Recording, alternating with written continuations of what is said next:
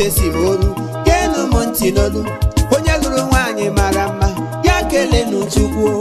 nwaanyị baya ngwugwu ihe onye ketere ya bụrụ dọrọ n'ụwa eyi nwoke chọrọ ịlụ nwaanyị olukwa ya na ọ mara mma n'ime obi alụla na ọ chara ọcha maka na mma nke ime obi kacha mma mma nke ime obi ka mma Keti ka m kọrọ unu ihe lọbụ mere m ewu oge m chọrọ ịlụ nwaanyị m ahụ juru m anya pụta n'ụtụtụ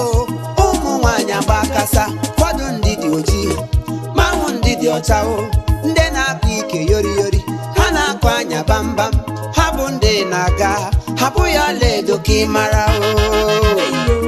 ime mistake lụọ ha n'eziokwu ndụ gị agwụla agara m na chọọchị ka m hụ nwunye m eruru m n'ụlọ ụka ụmụ nwaanyị gbakasa ụfọdụ ha bụ agụụ ya akpụkpọ egwu na ahụ ha iji ụwa siri ike ayọrọ m Chineke nye m onye mụ na ya ga-ebi ayọrọ m Chineke si ya nye m onye nke m onye mụ na ya ga-ebi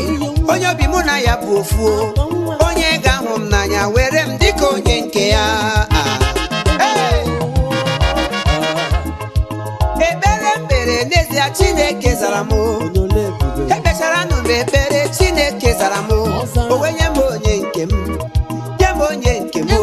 nwa mụ na ya ga-ebi mụ na ya ga-ebi